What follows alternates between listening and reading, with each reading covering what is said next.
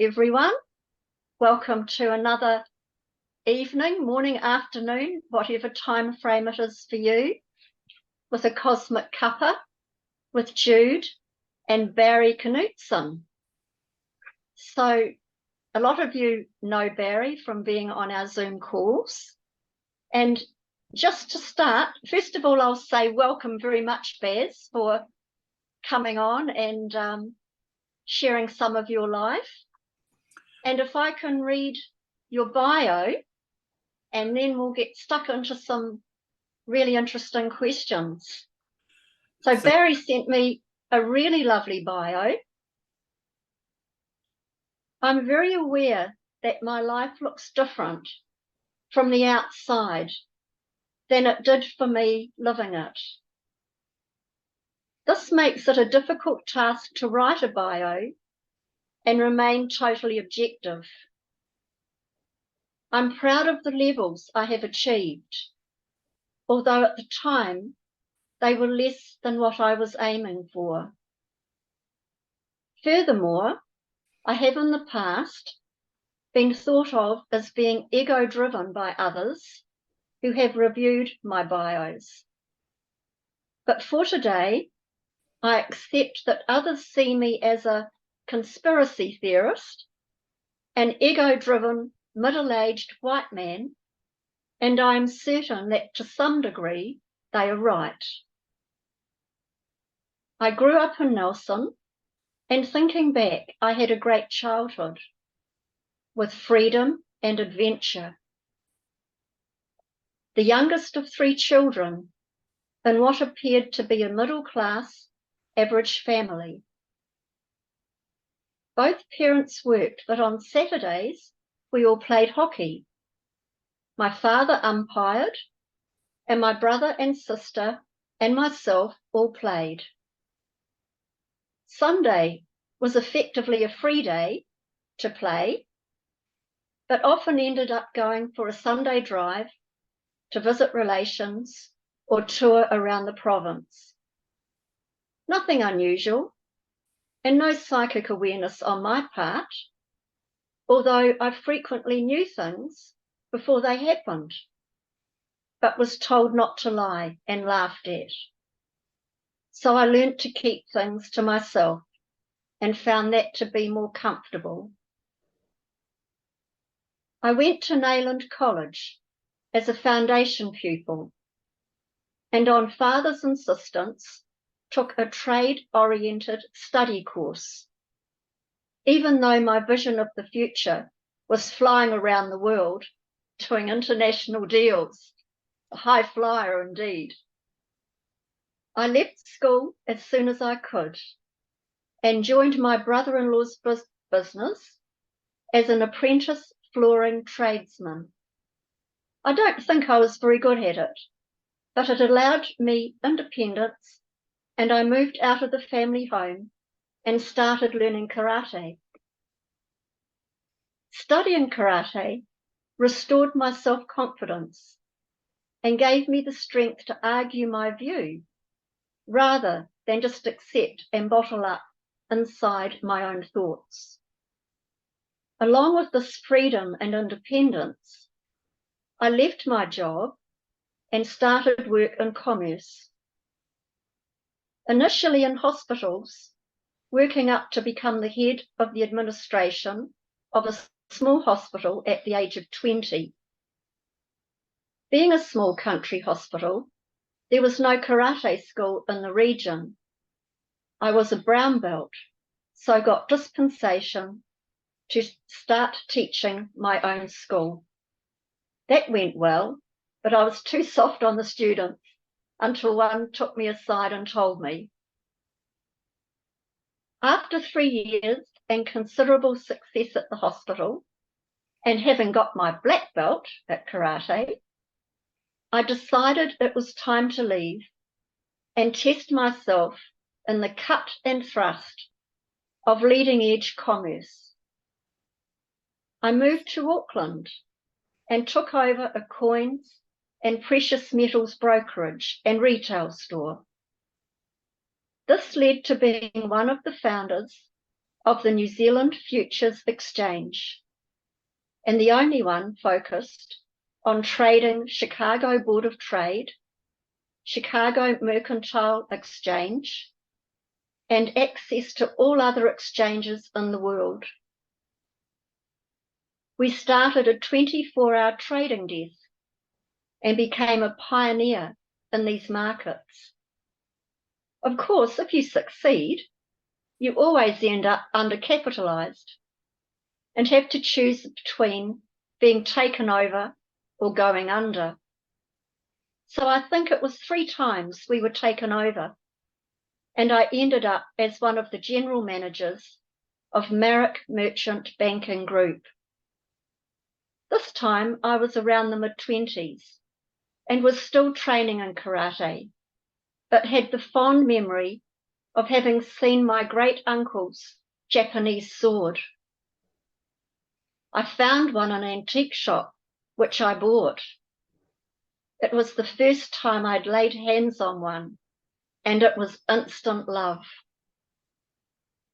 A short time later, Fletcher Challenge chose to sell both Marrick and Broadbank, and I saw the promise that both companies held being destroyed and decided to bail, moving to the States to continue my work with financial futures.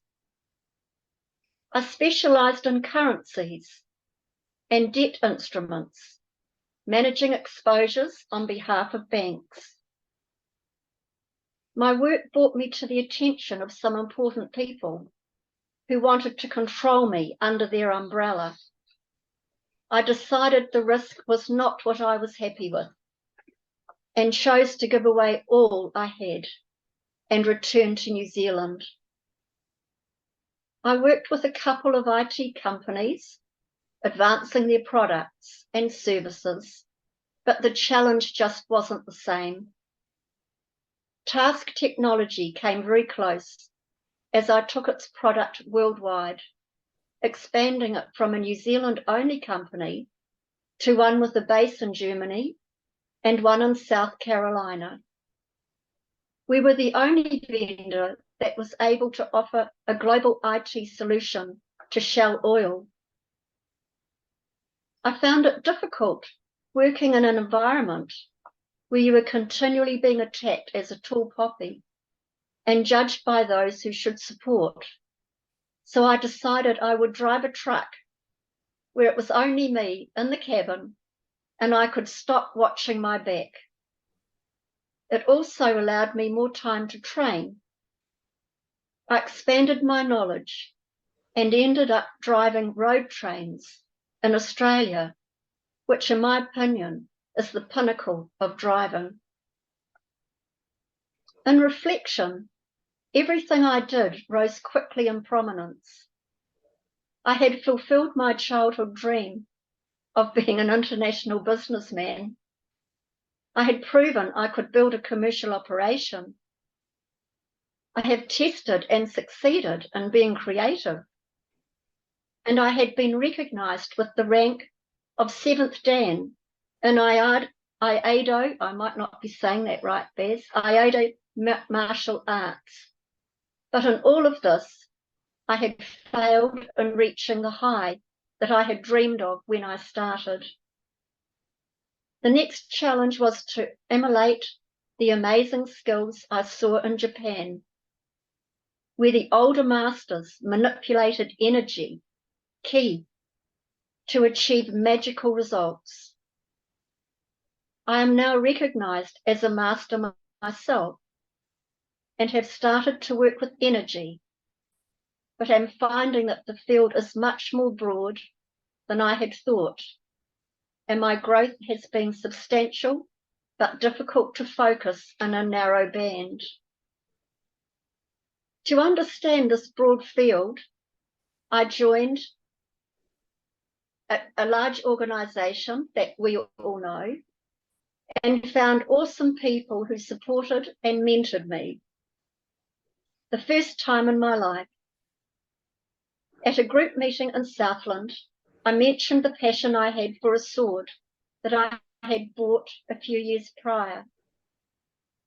One of the ladies came to me after the meeting and said, "You know that sword is yours."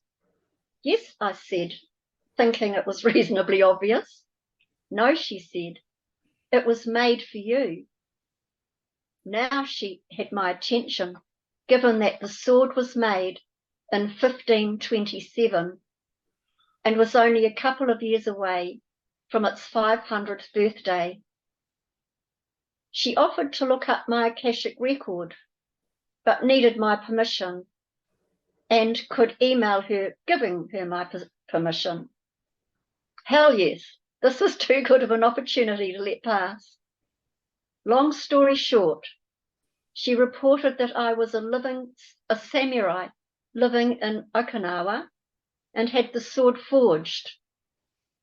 I and 5 others volunteered to escort a high lady and her maid across the island, but were ambushed by a raiding party in excess of 20 men. We fought them and managed to kill a large number of them before being cut down and our heads taken. My sword was stolen and taken away. When I next saw it, it was being offered for sale, but the blade had been cleaned off with sandpaper, leaving major damage to the blade. My Japanese colleagues told me it was ruined and could not be fixed. I thought I could mend it and decided to buy it. Over 2 years of hand polishing, it now looks good. It's not finished yet, but thanks to COVID, it is stuck in Tokyo, and I suspect that's important for my spiritual journey, that I need it here.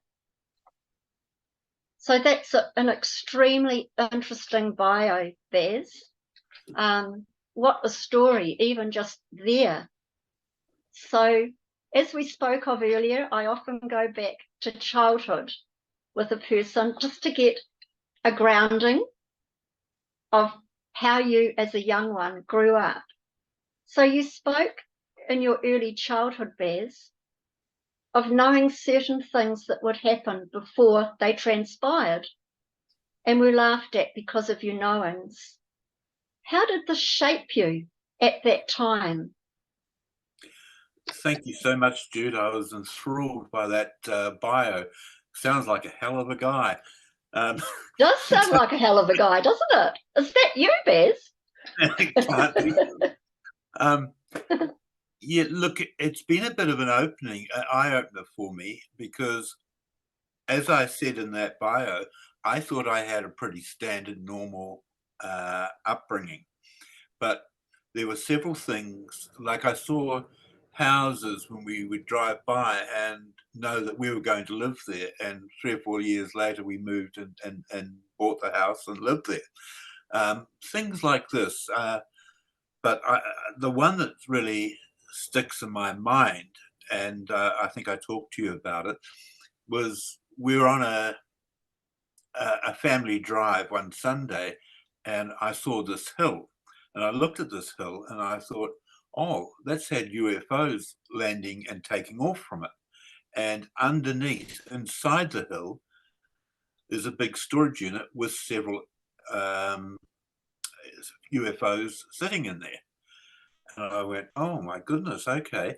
And the next thing I was shown myself going in there and being the guy that I am, pressing buttons and finding how to turn the lights on and etc. Now, I didn't say anything to anybody at that time because I was the youngest child, and quite often being suggested that I was misrepresenting the real truth of what's going on, what's happening. So I keep things quiet.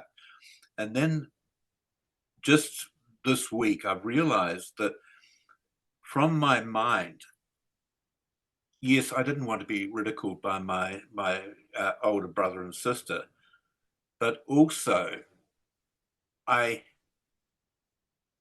felt that maybe everybody could see it, and it was the obvious. And that was the issue that hit me, was I didn't think that it was anything special for me to see this sort of thing or to do this. and and if no one else is going to mention it, then it surely shouldn't be me. So yeah, it was a trying time for me because um, I my mother held me up as being quicker of mind than my siblings, and I didn't want to be that. I wanted just to be, an ordinary guy running around, riding my bike, going to the river and having a swim, and etc. Um, but now I'm starting to realize that was where I tried to fit in and started fitting in and lost my childhood innocence. So, and I think that's what we need to get back to now, is that mind state of childhood, because I've stopped having as much psychic insight as I had as a young guy.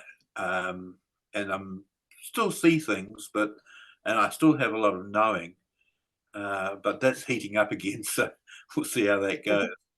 Yeah. It's really interesting, isn't it, Baz? I think a lot of these things move in cycles, and we can either rev them up or shut them down, depending on where we're at in life or wanting to be like our peers. And I think a lot of us have understandings as children, but like you say, don't want to be like a square peg in a round hole and sort of put your head above the parapet, Yeah. even though you may get the words or see the visions. And it's very interesting that in these times now, I think it's becoming more accepted of the more that can be seen and known. So we're coming into a fabulous time. But your childhood was very interesting because, as you said, you knew some things, but you couldn't talk about it. And that's a very interesting example. And to have that verified by others, I think, shows that you were right. Absolutely. Yeah. I don't think the time is right to go and dig them up and take them for a burl around town.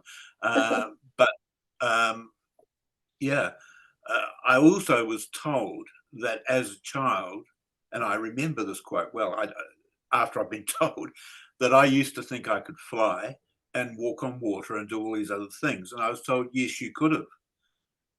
But now, of course, with the limits that we've got in our minds, these things are not necessarily readily available. We've got to reprogram our mind to be able to do these things again. So that's from here onwards.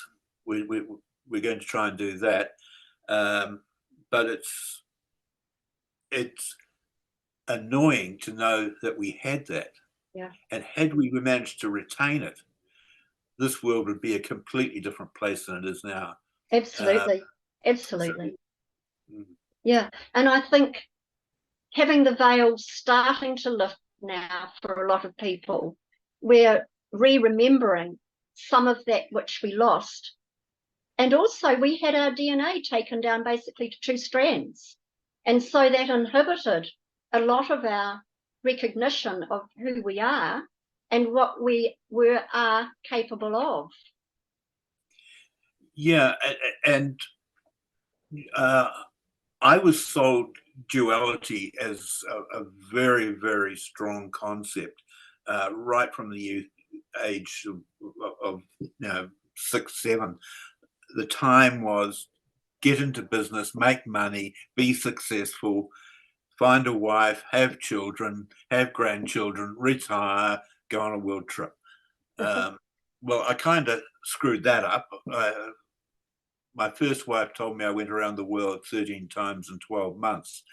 Um, I was having fun, but apparently she wasn't. Um, so she didn't hang around much longer than that. So I haven't been very good at that sort of thing, but I do get focused on where I'm going and what I'm doing, because I seem to buy into it really, really hard. And it took a long time for me to start questioning why I wanted to gather money and have so much money sitting there. And even today, I would say to you, it was probably to get recognition and respect of my peers, whereas now I don't give a damn. I'm sorry, am I allowed to say that here? Yes. Okay. Yes, you are.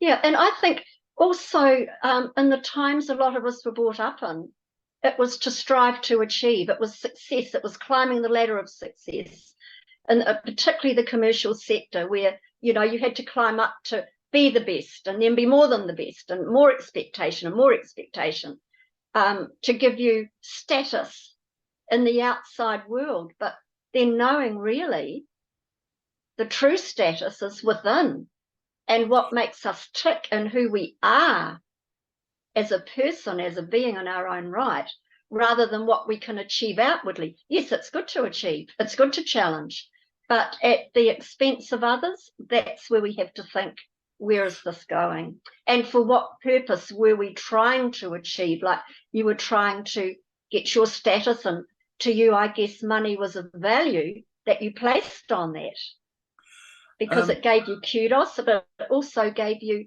opportunity to do more. If you'd asked me at those days, I would have said yes. But the reality was when I was GM at Marrick, we had the money centres around New Zealand, and it was a big show. The general manager of the money centres would keep coming up to me and saying, "Barry, you've got $20,000 sitting in your checking account, mate. You need to put it somewhere else." And I go, "Oh, well, can't you do something with it for me?" And he said, "You're an investment broker, for God's sake." And my money was not important. My client's money was very important. So yeah, it's strange. Looking back at it, I sort of think, what a waste of time. You know, And yet was it? Because it was developing and honing your skills. had I knew what I know now, I probably would have jumped off and started, you know, mm, uh, getting my vibration up and moving things forward. But now, at my young 70s, I'm trying to achieve this, and I've been told that I'm a way shower, and that I have to be able to uh, reach people and get them excited about moving forward and ascending and enlightenment and etc., which fits beautifully with where I'm going in the martial arts. But yeah, I just think it would be nice if I'd had a bit of an earlier start than what I've got. So, but it's what we get, and let's move forward. Exactly. Studying karate gave you the self-confidence to believe in yourself again. How did this practice help you to become more confident? Um, I won't mention names, but there was a gentleman who was the head of the hospital in Nelson, who was teaching, who was training and helping me with my study. And he was an ex-colonel in World War II. And you go into his office and he would look at you and he would swear and say, "What the you want?" And his voice was deep and very authoritative, and nobody stood up to him. And I remember I got my yellow belt. I was just a novice, just a clown, and I walked into there, and he said, "Knutson, what do you want?" And I said, "I'm going to talk to you about what we're doing here because I think we're doing it wrong." And he sat back and he looked at me and he said, "Good, let's hear you." And I'm thinking in my mind, if he hits me, I can block and I can, I can do all this stuff.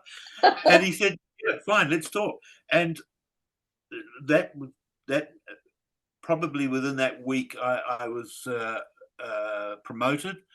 I was given my own group of people to work on this particular issue, and we went saw it through. And I thought, oh, I thought I was going to die in there, and just the opposite. So yeah, it's interesting that I had such low self-confidence, but being the youngest and having this um, concern about voicing things that I saw and knew and heard um, is probably paid much more of a price for than I had expected. But that gentleman taught me a lot. That's brilliant. So it shows you can stand up and be counted. And sometimes the exterior of someone else acting in the way he was backed down when he realized he was someone that's got something to say that could help things move forward. Yes, I think also when you're in that kind of position and you were a colonel in the military, you are surrounded by lots of yes men, and you want somebody who's actually going to stand their ground and tell you the truth. And when you see them, you think, this is good. And I think that's what happened, and that was the feeling I got when I went out, and all my mates came up to me and says, "God, you're still alive. You hadn't pulled your head off or anything." And they wouldn't believe what happened. So Well done. You started your own yes. karate school at the age of 20, no mean feat, and gained your black belt. What did the teaching, learning at this time give you?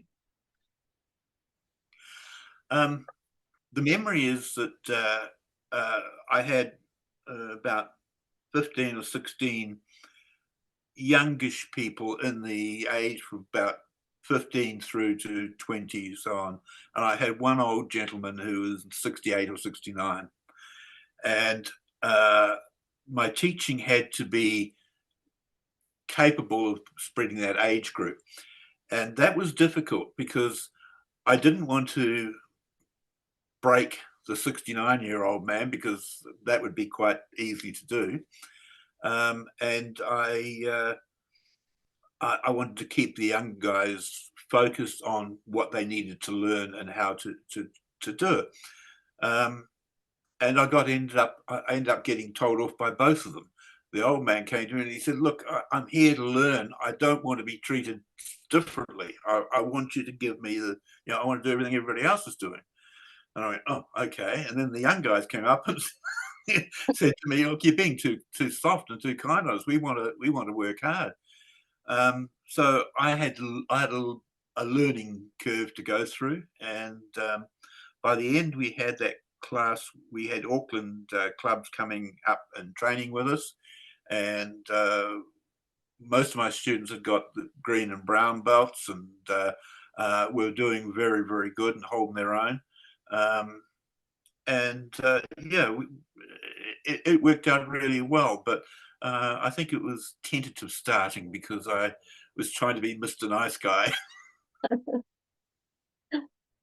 Good on you. It's all a learning curve, isn't it? Yes, definitely. Could you please talk about your move into commerce, your time as a founder with the New Zealand Futures Exchange, and moving to one of the general managers of Merrick Merchant Banking Group? So just a little bit about that time, please. Yeah, look, in that time, New Zealand was in a bit of a growth curve. It was doing okay, and we were heavily taxed. I told people today that I was paying 60 cents in the dollar in tax, and they are horrified by that. But I was on a good wage, and my 40% wasn't too bad because I really wasn't into the money. But I found a niche in my company when I had my own company of doing options for major corporations. A very big building company in New Zealand talked to me, and I saw this founder and so on, and we did, because we had we had a fixed exchange rate in those days. You couldn't get overseas funds. So if you wanted to buy a car, you had to find overseas funds from somewhere to buy a car. And you'd pay a little bit of money to a nice guy like Barry, and Barry would give you some overseas funds. And I set up a system where we could do it. And probably 10 years later, when I was at Marrick, one of the guys from the Treasury was talking to me and said, "How were you doing it? We knew you were swapping money over for foreign exchange." And I explained to him, he says, "Oh, we never thought of that." But I was, I got notoriety for doing that sort of thing. And the company was quite big, and eventually bought me out. So I stayed where I was. My desk didn't move, and then they sold that particular company to Marrick, and I stayed where I was. My desk didn't move. My jobs just got bigger, and I had more responsibility. So it was an interesting time in New Zealand history, I would have thought. Yeah. Well, obviously you had the business acumen to make money, to take care of employees and work a really good business. Can you speak about your career up until you decided, or the moment that you decided, that the rat race and all it entailed with the elites wanting you under their umbrella was no longer positively challenging for you? And what was the catalyst for your change in direction? Okay, this is a hard time. There was in the dealing room of Broadbank, somebody was a little bit naughty and had done some trades on a currency, and it went wrong. And instead of owning up to it, he hid the tickets, and we found them about 2 or 3 weeks later, and we lost, I think it was about $4 million. The directors called me in because I was from an opposition bank, effectively, over there, and said, "How could this happen?" And I said, "Well, clearly they didn't have the systems in place to be able to find that out." And the old gentleman that was sitting at the boardroom table said, "We're builders. We don't know anything about banking. We should just get rid of the banks." And it was just like that. And I'm going, "Oh, okay." So I went to the US, and I started with the banks because I knew them. And I was working with the largest dealer network in the US at the time, and they gave me floor broker licenses that allowed me to trade on Wall Street, Chicago, New York, London, etc. And I ended up with quite a few of the European banks, German banks and Swiss banks. And that was going pretty good. Then they put me through a Corn bank in the US. Now, Mellon is known as the bank of the mafia in the US. And when I was there, I was learning a lot about how the US banking system worked. And a lady came up to me, and she was a vice president at Mellon, and she said, "We've got our eye on you, Barry. You're doing very, very well. You're going to go very, very far in this." And I went, "Oh, okay, thanks very much. That's lovely," and didn't think anything more of it. I then got a phone call from a very high up person in one of the major Swiss banks. And he said, would you like to come for a weekend and we'll go and do some hunting?" And I thought, "Oh yeah, Kiwi boy, I'd go out and shoot a couple of rabbits or a deer or something like that. Yeah, no problem." So I said, "Yeah, look, that's fine." And so it was about 2 to 3 weeks away. And he said, I'll get my secretary to send you the details and everything like that, and we'll get onto it. I didn't quite know how to tell my fellow brokers that I'd been invited out there to do that, because it was another part of this tall poppy syndrome, and I just didn't want to be cut down a bit. But I did manage to have, there was an old guy there that had been trading for 5-6 years, which is a very, very long time in that market. And I told him, and he looked at me and he said, do you understand what that's doing? And I said, well, it's going out for a hunt. And he said, nothing particular. And he said, no, you need to think about this. And he said, once you do it, you have no life left. That's it. And I said, what do you mean? And it turned out to be one of these hunting parties for humans, for children. And I was horrified when I heard this. He didn't give me much detail, but he said, yes, there are children, and there's some with bands on, which you're not allowed to kill, and there's some without bands on, which you are allowed to kill. And if you catch any child, you can do whatever you like with them, other than killing them if they've got a band on. And I just had nightmares. I just couldn't live with that. So I rang this guy up and said, look, the markets are a bit dicey at the moment. I really need to stay here, and I have to thank you very much for the invitation, but I can't make it. And his tone of his voice changed quite dramatically, and he said, you will not be asked again. And I went, okay. No, look, I'm sorry, I just can't do it. He said, fine. He said, I wish you well with everything else that you do. And it was sinister, and I didn't like the feel of it. So at that stage, I thought about it, and I thought, well, yeah, I'm having a great life here. I'm running around all over the place. I've been on Concord so many times that I just about got my name scratched on the windscreen. I decided to step out of it, leave everything I had, come back to New Zealand, and get my life back into order. But I had to make sure that I couldn't get back into the financial markets, because I didn't want to set myself up as a threat to them. So it was better that I tried something else and go somewhere else. So I'm sorry, that's a negative little vibe there, which I'm glad it's over. The rest of it's been very good and positive. Thanks very much.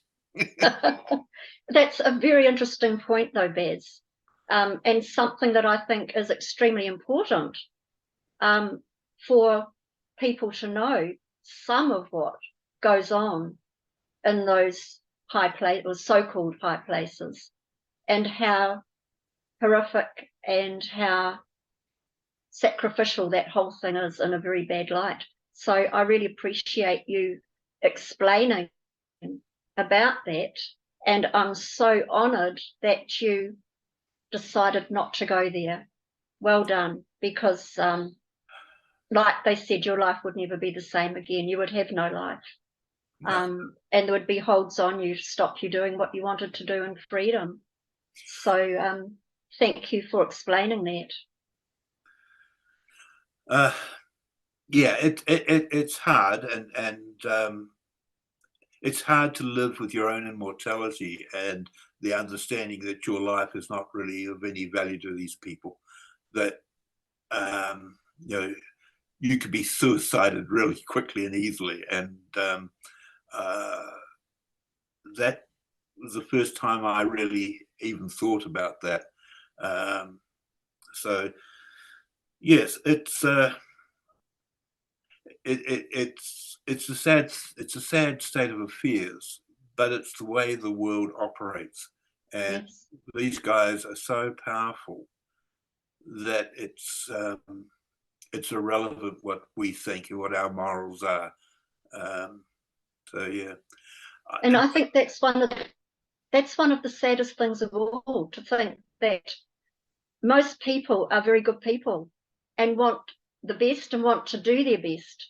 And when you start to achieve well in something you're doing and then find you could be shot down in flames because in their minds you are of no relevance. And what a bombshell. What a bombshell for you. Well, I just thinking, it went through my mind. It's the same as when I went first to the Chicago Mercantile Exchange. I went on to the Swiss franc trading bit, where you do open outcry. So your hands towards, say you're buying, hands away, say I'm selling, and your number of what you're doing. And I was there as a visitor, and they said, "Oh, go on and do it." So I went up and I stood on the, there's a built platform up, and I stood and I said, you know, mine at such and such a price for Swiss francs. And the guy standing beside me was a big guy. He was a pro football player, and whack with his elbow, and I'm over in the back and on the floor. And he was buying as well, so he got rid of me, and I went, okay. And so I jumped back up again and tried again, mine. And here comes the elbow. I ducked it, leg swept him, and he went back down. And the whole pit just went quiet, and everybody laughed. And then I said, well, I'm sorry, what's going on here? And the guy across the way from me said, God, you got a cute accent. That was what I was in. It was surprising because at that stage they were taking ex-basketball and what we call gridiron players, and putting them in there because they were big and strong and they could have presence and get the deals. Wow. But they shouldn't tangle with a Kiwi. No, absolutely not. Especially this one. Yeah. You spoke of your first sight of your uncle's Japanese sword and how that moved you when you laid eyes on it. You later purchased your first sword, which transpires was your own sword from an earlier incarnation in Japan. Can you talk about this, please? It's fascinating. The sword I saw at my great uncle's place. My great uncle was a very old gentleman, and he had the sword behind the TV set, and I went, oh, "Wow, what's that?" And he, "Don't touch that; it's too dangerous," etc. And I just looked at it, and it was absolutely beautiful. And I thought, "Oh my goodness!" Had no idea what it was, and then I found out it was a Japanese katana. I looked for one for a long time, and I wanted to do Iaido, which is how you say that word.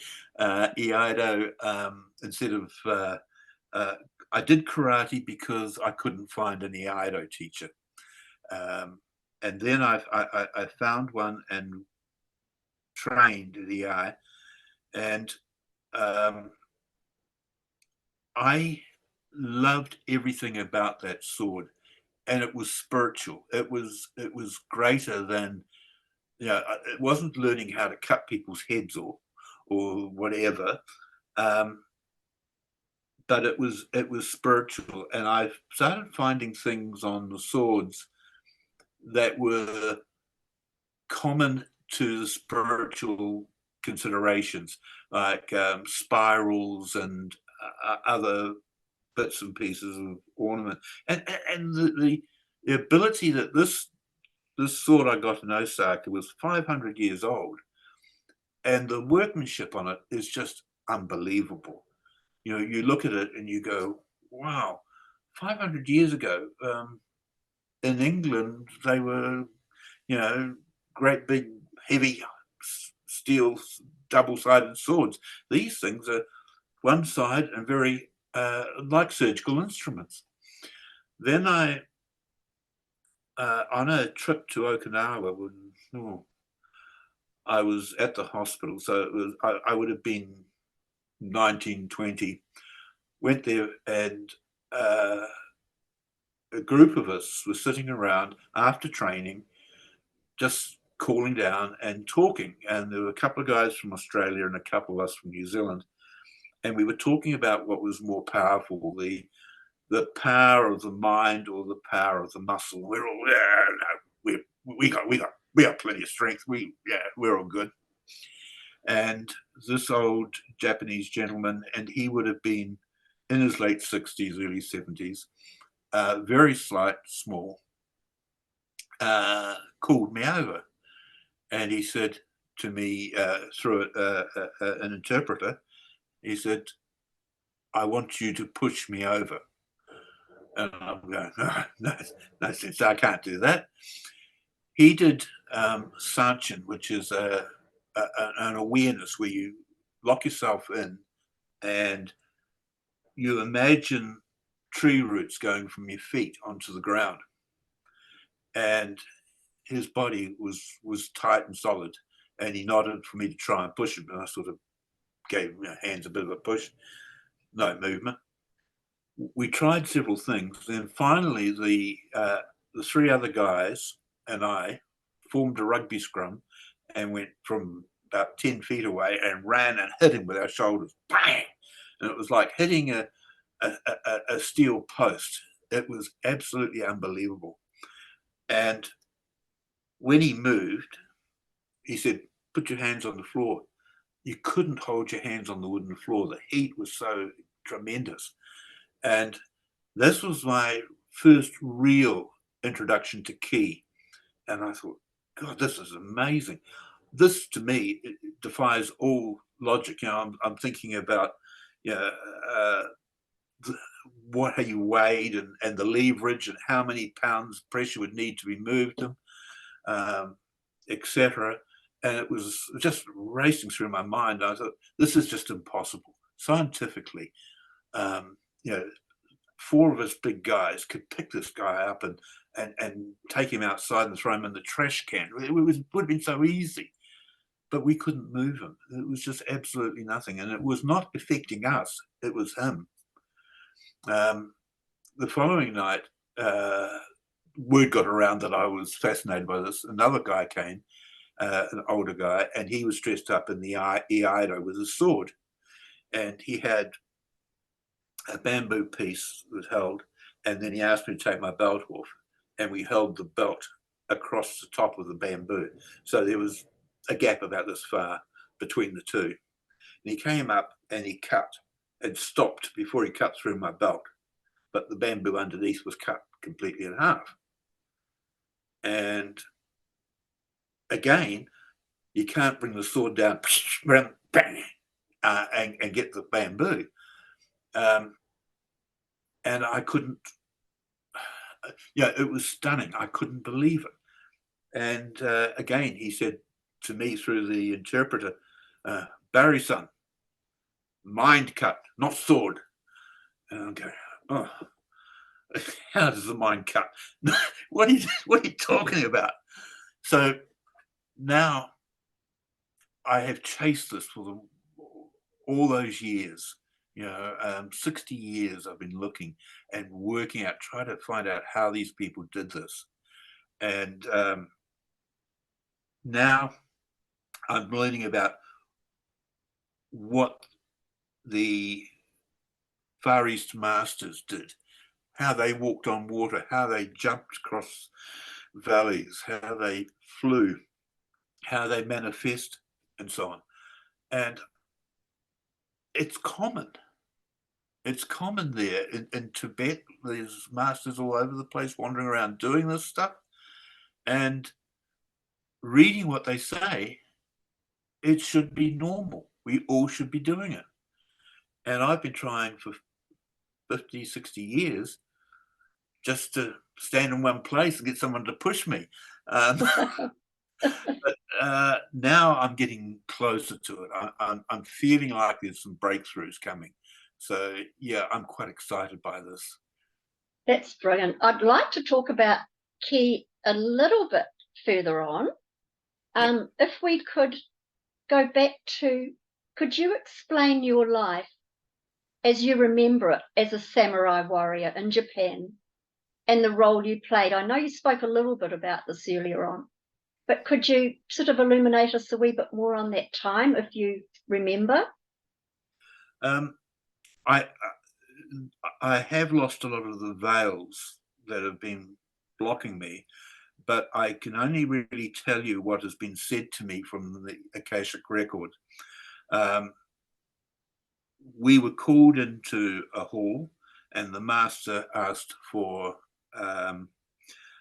6 volunteers, I think it was, or 5, 6, and we, typical me, yep, I'm a starter. Yeah, I'll have a go. It was. I think I was about 40 at the time.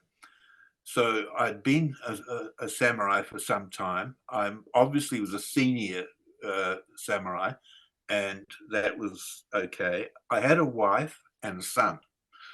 Um, so it hurts me to know that I lost both those. But we went, and I think the lady was being taken to another lord to be his wife, so that these the two lords are sort of stop fighting and arguing, or they join forces or whatever. I don't quite know, but at that time in Japanese history, there was it was called the fighting era, and lots of fighting going on. And there was a change in the shogun who was taken off, and his men that were defeated all went into the Ryukyu group of islands, which is where Okinawa is, and they became pirates and etc. Now, this band of men that attacked us, we think were pirates. They came in. They were not proficient at swordsmanship, and my group was. We fought very valiantly. It was very tough, but we got wounded, we got cuts, and eventually they took us. Now, all I could think of was A, I had failed my master because I hadn't protected the lady, and B, I had lost the lady. I don't know what happened to her. I don't know whether she was captured and held for ransom or whether she was killed or whatever. But the image was we were kneeling, proud and arrogant and samurai, with our heads held high, waiting for our heads to be removed. And they were. I've been told since that time that it was an important lesson for me to learn for this life, and that I have everything I need to know and experience for my soul contract for this life through what I did on that life. So I asked if there was any karmatic debt owed, because I felt bad for the lady and the master, and was told no, none whatsoever, that we'd performed our duties well. The reason I think they were pirates, because one of the first things you do as a samurai is you never steal or rob from a corpse. And somebody took my sword. And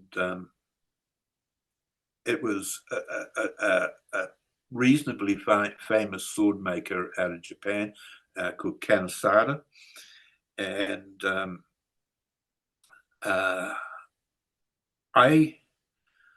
I can't help feeling that sword has a part to play in my future. Otherwise, it wouldn't have been represented to me.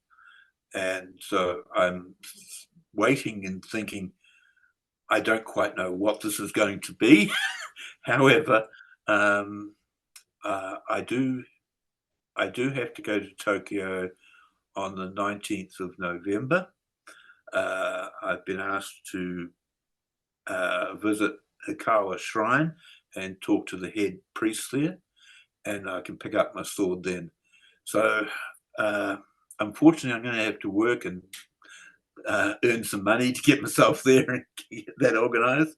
I'm not proficient enough to manifest the the money and the air tickets, but yeah, we're working on that. So it's a different sort of thing to what I've been told, which is, you know, the way shower and leading towards the ascension to being a swordsman with a sword in my hand. So watch the space. I think that's wonderful, and knowing that that has been a part of your history is absolutely fascinating, and that as a samurai you were honourable and you had integrity and you fought for what you thought was right. And to have that sword now presenting itself in this life is pretty remarkable. You mentioned attaining the rank of 7th Dan in Aikido martial arts. Is this the practice you took back to Japan as that art was all but lost? Yes. What happened with the Japanese martial arts is at the end of World War II, the American occupying forces felt that the martial arts were too dangerous to continue. So they sterilized them and said certain things couldn't be done anymore. And the masters that were teaching at that time have since passed. They've gone. And one of the more famous masters came to New Zealand and found us and saw us training and came and started teaching. He visited us, I think, 3 times and gave some very, very good lessons on EI. And he said, because you're not Japanese, we can teach you the real stuff, not the sanitized version. And we thought, oh, yeah, that's what we want to learn. We want to learn the real stuff. So we learnt as we could. And it happened that he passed away in 99. And nobody knew because he wasn't allowed to do the real stuff and teach it in Osaka where he lived. And we went to a tournament in Osaka. It was a memorial for him. And we started doing it the way we knew. And all the senior people visiting there said, oh, you can't do that. You're not allowed. No, no, no, no, no. And we said, we're Kiwis. We can do any bloody thing we want. Yeah, Kiwi. Yeah. And we continued. And then the head man of Iaido in Japan came up to us and said, you know, it was lovely to see the old style and what was going on. And so we quietly taught some of the people in Japan. Again, the Japanese laws didn't really mean a hell of a lot to us as to what they were allowed to do and what they weren't. And I knew the backstory of Douglas MacArthur sort of going through and saying, no, you can't do that. So we did that. And I took my sword up to Japan because I was invited to do a demonstration for the new emperor, Reiwa. And that was in 2019, just before COVID. And we did this, there was 4 of us, 2 of us from New Zealand and 2 from Japan, and we did this demonstration for the emperor. And I couldn't believe that us guys with the wrong coloured skin was doing this in front of the number 1 guy, you know, the emperor. And after that, Soke, it's the title of his top man, said, Barry, leave your sword here, and we will get all the authorizations to allow you to take it with you to New Zealand and so on. And then, of course, COVID happened, and I haven't been able to go back and get it. So, yeah, interesting. We became the only 2-3 people in the world that still did the original set of Iaido. But I think nobody knows the difference now, and the Americans have left, and the Japanese going, oh, just different style. So we could do it. But I find this absolutely fascinating, Baz, that here you were as a samurai warrior, no doubt practicing all sorts of martial arts, maybe even more than Iaido, if I'm saying it correctly. yes. Thank you. That now you've been in a position where you've been taught this martial art in its greatest degree and take it back to Japan, to the original inhabitants, the original peoples, where it first started from. Oh my God, what an amazing story. It was unbelievable at the time, and I couldn't believe it. I mean, when they were telling me, and we had some really big arguments. Some of the important leaders, senseis, would say to us, no, you're doing it wrong. Do not do that. And I can remember at one stage arguing with a sensei and saying, no, this is the way it's done. And then having to do a demonstration of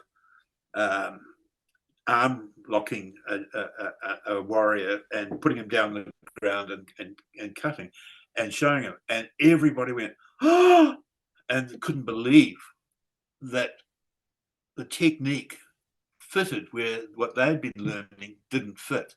And they were looking for their opposition or their opponent being 3 or 4 meters away from them. And I had 3 high-ranking samurai, or 3 Iaido staff standing behind me, ready to throw me out physically for talking to their sensei that way. But he put his hand up and said, no, and saw it. And I think they changed their curriculum to what we showed them. And yeah, it was a bit of a scary moment. I thought we might have a big battle on our hands again, but that's I think that's absolutely remarkable. You've spoken about Dwal Kul, a Tibetan ascended master teacher of compassion, dedicated to the higher evolution of human consciousness, being your guide. Would you like to speak about this amazing interaction between you, leading you toward your ascension process, please?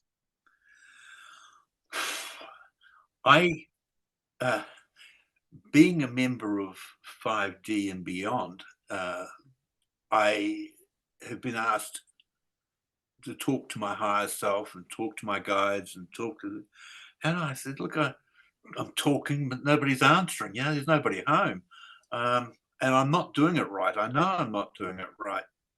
And I again was helped by one of our great members, and this lovely lady asked if she was able to pass his name on to me, and they said, no, you can give him the first letter of his name, which was D. And so I immediately went into Dr. Google and I said, ascended masters starting with D, and one came up. And the thing that hit me straight away was several of the comments that he made. He talked about his brothers, and he referred to everybody as a brother.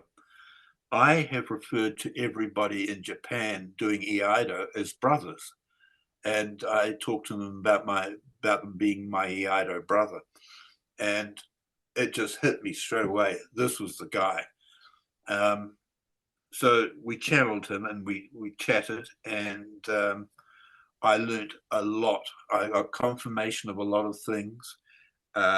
He told me what I needed, which was nothing. He said, "You've got everything you need. You don't need to worry about anything." I asked him about the debt, the karma debt I might have in Japan, and he said, "No, you're fine. All that's all good."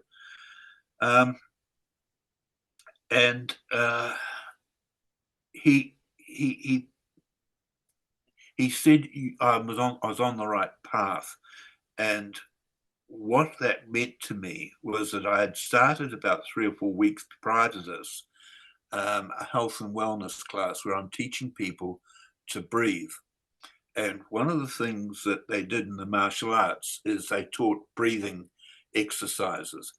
And it goes way, way back to when the martial arts was a adjunct to the monasteries and the shrines. And so I know it goes back thousands of years. And my study had showed me that there was every cell in the human body is replaced and renewed every period. I've seen 9 months and I've seen 7 years, but we're all, our whole body is renewed. And that said to me, why do I age, and why do people have sickness that lasts longer than 7 years? And I understood that there was communication between the cells that educated the new, fresh, clean cell that it was actually a sick cancer cell and that it shouldn't be, and it did, and it was a mind thing. And it really hit me how we've got to build our energy up and we've got to get our mind working properly so that we can get to the ageless immortality that we're supposed to have. And I want to walk on water, and I want to jump over mountains, and I want to be able to manifest bread at supper time. I think that would be really cool. So, um, yeah, the first lessons I've done on this is to teach people how to breathe, generating ki in your body, and using it and manipulating it as healing and etc. So, having taken that decision, going down that path, then to meet Dwell Cole and have him say to me, "This is your job. This is what you're supposed to be doing," and I'm going, "Oh, well, I was actually doing it as a bit of a lark. You know? It was just a good thing to do," and I had no confidence that it was going to lead me to where it was supposed to. And his saying it was like, wow, okay. The other thing I probably should say, and I hesitate in saying it, is he said to me that I was a master in the martial arts. And I want people to understand that I never asked to be a master. It was awarded to me. And Dwell Cole said, as above, so below, you are a master here as well. You are one of us. You are a master. And I'm thinking, well, yeah, right. Because I really haven't taken anything too seriously in my life. I just had a little bit of fun. But the more we talked, the more he indicated to me that I was part of the Ascended Masters group. Now, I'm not sure whether that was in a previous life and I've come down to help, or it's in a future life. No idea. I don't think it means anything because I still. He says I know it all and I can do it all. I've just got to get the veils to be removed, and so I'm not quite sure how to do that. stand in the shower for a long time with a scrubbing brush, but it didn't work. That's one way to try it, I guess. So it's intriguing for me because I've always had the feeling that I had an important part to play, but I didn't think it was anything like this. So I don't know. And the other side of me is saying, if you follow I am doctrines and say, because my father is God, I am God, and that is something we're taught to say.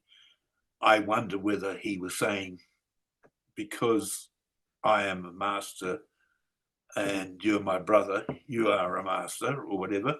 But the last time we chatted, I talked to all the ascended masters and I called them brothers rather than masters, which I was told to do.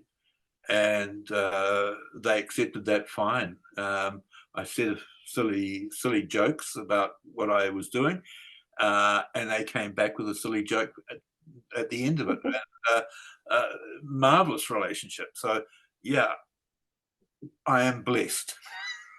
I am truly. I think that's truly amazing, and I think greatness is shown in humbleness, isn't it?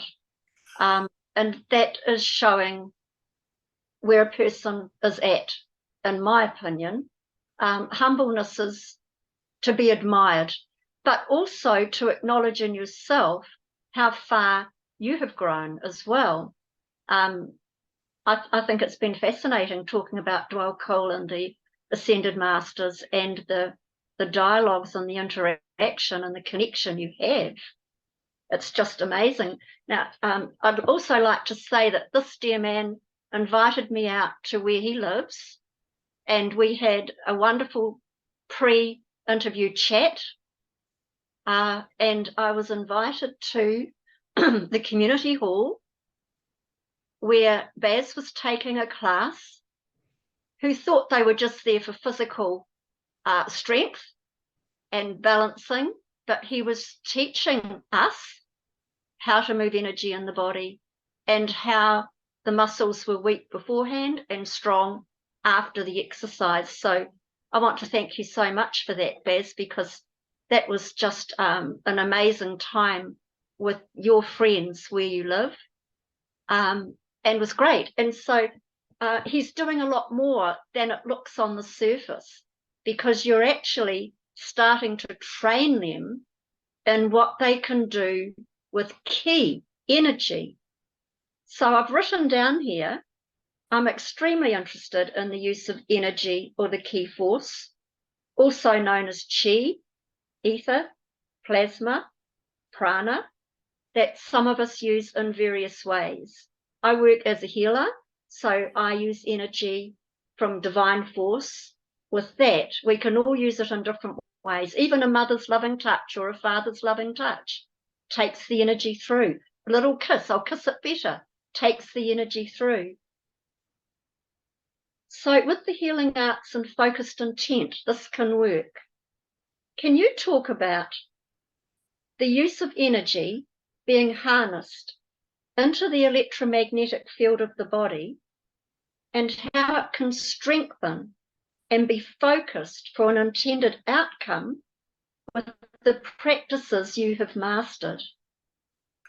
Bit of a mouthful, I know, but you can handle it. Yes, it's interesting because a lot of these I've had to join the dots myself, because the martial arts came away from the monasteries and focused on fighting and defense and self-defense. And so they didn't put the other part on, what were the spiritual aspects of it from the monastery. And from the monastery's point of view, they didn't want people going out fighting, so they didn't put the fighting part on. So I've had to join it. One of the key things is that your hands, when you're fighting, you bring your fingers in and lock the arm over, and it's these first two knuckles that you hit with. Can you lift your hand up so we can see? Oh, yeah, thank you. Yes. Yeah, okay. Yeah, so you and lock your knuckles over. The first two knuckles, the second, is where you hit with. Now, doing that locks the key into your arm. It can't go out. So your hand is solid. And this is how we break bricks and blocks of wood and so on. So that's part of it. In sword fighting, can you give me a second? Yes, absolutely. I had the privilege of looking at Barry's swords when I was there as well, of which he has several samurai swords or Japanese swords. With the sword, your hand goes on here, these little notches there, and the other one down here. Now, the part where the hand touches the sword handle is where the key comes out of your palm. So when you're using a sword, the energy goes through your arms, down and through the blade. Now, remember I told you the story about the belt over the thing and didn't cut the bamboo? This is how you do it, is by swinging the sword down, you're pushing the key along the blade and the intent is to cut the bamboo, but the blade never goes that far. And so I've managed to work that through. I now just have to get that sorted out better.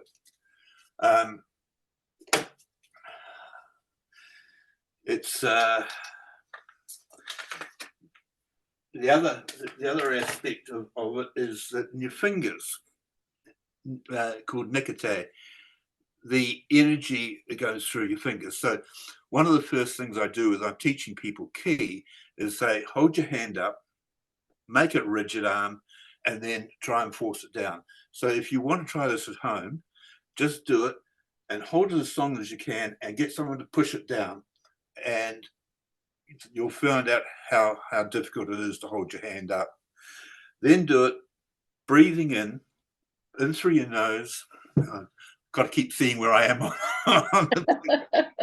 Breathing in through your nose, down the back of your head. Imagine that the breath going through the top of your head, down the back, to your shoulders, out your shoulders, and down your arms. And that energy going down your arms reaches your fingertips. And it's like having a hose with water squirting out of your fingers. So you imagine that. So, and then try and push your hand down. And you won't be able to. You'll find that the power that you can hold up is probably double what you did before without breathing. So that proves to me that ki exists. So it is there. So have you got 5 minutes? Yes. Okay. Let me go through some of the different ways of breathing. That's the next thing I was going to ask you, Barry. So yes, perfect timing. Yeah, I'm spiritually aware. I knew you were going to do that. So if you can move back, please, so we can see all of you. Is this okay? Perfect. And if you could speak up, please. Right. So first of all, just coming up in through your nose, put the tongue on the roof of your mouth up to the front of your teeth and push it out. You make a bit of noise, that's okay. So doing that 2 or 3 times starts it off. Then we get into the karate aspect of it, which is coming through and doing it under tension. So if I was to breathe in, one of the interesting things about fighting is you can't hit anybody when you're breathing in. So 50% of the time, you're helpless because you've got to breathe air in, and you can't hit anybody while you're breathing in because you've got no muscle tone. So it's only when you're exhaling.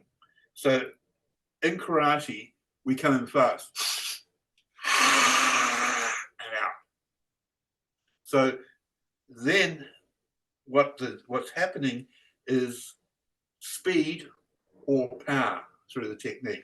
It's like breathing in fast and locking everything out. To get your organs lined up inside your body, you breathe in and more, getting everything out. If you're fighting and you're going to throw somebody, you need power, not speed. So you do it differently. So you come in slowly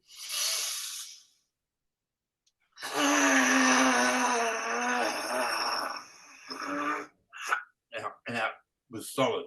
That gives you the power to pick somebody up and throw them around. What this is, Can I ask you, Barry, do Yep. you throw them after you expel or during? During, yeah. Right. So because remember, with the arm out, you needed that power through the breath going through there. So what happens is when I'm doing this with the ladies, we end up, our hands are red hot and our feet are red hot. And there's a lot of healing, what I call Reiki, because I'm also a Reiki master, and we do that. So the only other part of the breath, so I may be missing some things here, is when you're going into a room and you're wanting to put positive energy in the room, just going through and around and pushing it into the corners. We do that in the four corners of the room, and it helps a lot. The other thing Can you please do that movement again slowly to show us with your arms? I'll get a little bit closer. Can you please, do that movement again with your arms? Yep. Okay. So this arm's flat. This one, elbows on it, the fingers pointing forward. Comes around and goes on the inside. This one goes on the outside, around, comes back to your shoulders, and then pushes out to the center line.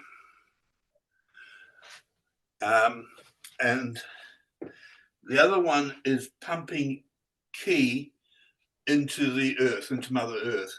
So your feet 2 shoulder widths apart and down.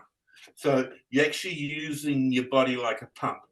So as you're going down, you're pushing down and pushing ki into Mother Earth. And the other one I just learned the other day was if you're doing, if you want to clear crystals, you hold a crystal and do pulse breathing. So breathing in through your nose, turn the crystal around,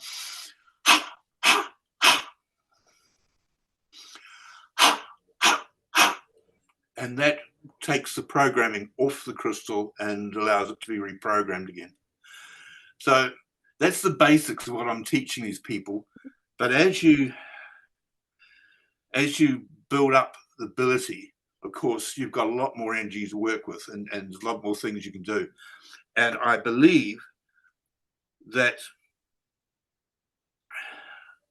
from what Dwell Cole has said to me, I believe that this is one of the focuses you need to be able to do the walking on water, the jumping over the mountains, the rest of it all. So I guess my summation is my path has been different to everybody else's here. And I find it really interesting, but I think it's got to be simple. And that's one of the things that I keep reading, is that it needs to be a simple movement.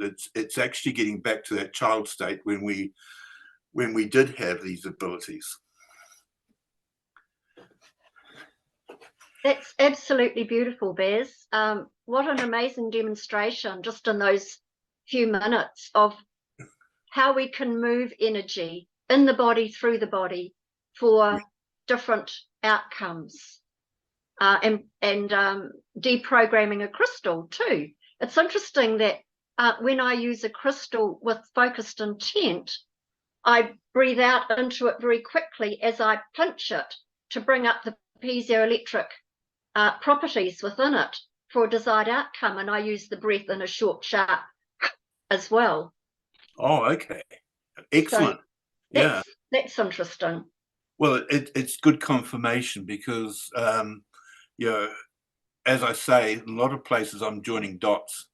I've seen a lot, and I know a lot of this stuff is real. But when I talked to Dwell Cole about this, he said he said I was only touching the tip of the iceberg. Yeah. What we have, what the ability is that we can do, even here in 3D, is huge. We are massively skilled and talented race of people. We can do incredible things. It's just that we've forgotten about it, or we got too damn lazy. It's easier to go to work and get the money and go and buy it from the dairy or the supermarket. And I think too, because most of us have not been taught these exercises from a childhood, that we simply don't know a lot of the time that these things are available to us until we gain an interest. So, you know, I just find it fascinating. Also, the fact that now, as the veils are lifting degree by degree by degree, for most of us, it's a slow, gentle process. We're realizing that we can do more and can be more and are more. So awakening to our abilities. So that's absolutely fascinating, Baz. Yeah, no, absolutely, and it's just perfect. For me, I think that we have been sold a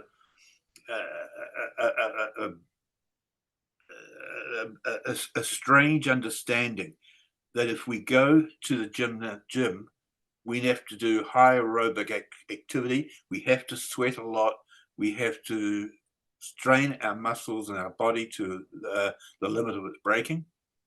And what I found was doing these breathing exercises, doing half an hour a week, you get the same result. You get body beautiful without risking all the pulled muscles and etc.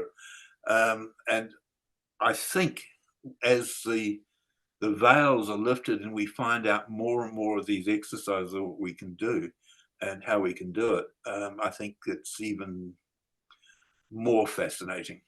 I think we're just going to be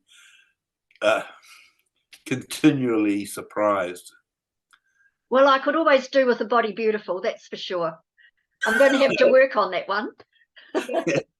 Well, you know where to come. You can come over on Saturday morning and Totally. Can you please speak about your involvement with the Jedi Council in New Zealand? I can. Before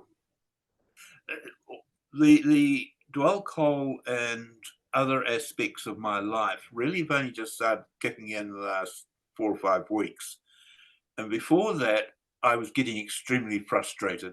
And some of you who have heard me on our Zoom match chats saying, we've got to be doing something about this. We can't just sit on our butts and wait for everybody else to do this. And it really was, it was hurting a lot, because I believe that if we want to win the war, we actually have to win the war. If somebody else wins it for us, they tell us what they do. They own the peace. So two of our lovely members invited us along to the Jedi Council. And what the Jedi Council does astral projections and astral flying, and look for areas where the deep state or the cabal or whoever you want to talk about have activity. And by going in there, we've been able to destroy the demon or entities that are there and release what has been captured or what was done. And it has been an interesting journey. One we did was we went to Antarctica because yours truly said the earthquake in Christchurch was caused by a machine in Antarctica. We went there, we had Ashtar Command with us, and they said leave the array, the antenna to them. They were destroying all of that. We were sending a lot of the demons and entities up to the surface of the sun and getting rid of them. And then we had an amazing thing, and I'll tell you, this is an interesting story. I seem to be having a few of those. This big, dark creature had been held in this deep cave under Antarctica, came up, and it was a turtle. And we looked at it and thought, well, it's a turtle. Okay. And the next thing, the turtle swam off and came to New Zealand. So I sort of said, look, in a lot of the Eastern philosophy, there's stories about turtles and dragons and so on. And then we were told that we had to also clear the North Pole. And so we went up there and we started doing that. And a serpent came out. And I said, you sure it's not a dragon? No, it's a serpent. Turned out that we were told that the serpent and the turtle were, I'm not going to say husband and wife, but they were joined, they were partners. And they had 2 children. And we were told that they would save their own children and we wouldn't have to be involved. Now, the child from the east was the daughter, which was a white tiger, and that came through. The one from the west was a phoenix, and that came through. And so that was all clear. Now, what is interesting about this is that the demonstration I did for the emperor had the 4 of us, and one was a turtle, one was a phoenix, one was a dragon, and I was the white tiger. And I'm saying to the rest of the crew, there was as each one comes up, I'm saying this is the legend in Japan. This is important. So yeah, I have no idea what those 4 animals do. I know that they're important. They've been held in myth in Japan for years and held in such importance that when you do a demonstration to the emperor, you use those 4 animals. And we, as the Jedi Council, released them and got them through. So, yeah, the world is moving in a strange way. This is absolutely fascinating, Barry. And don't you think that a lot of the myths are based obviously on truths that go way, way back and are often wrapped around a story? It's absolutely fascinating. So you're saying that you were able in the astral or etheric state to go to these places to help negate the demonics and remove them. That's absolutely remarkable. Yeah, I have to say that I'm not very good at it.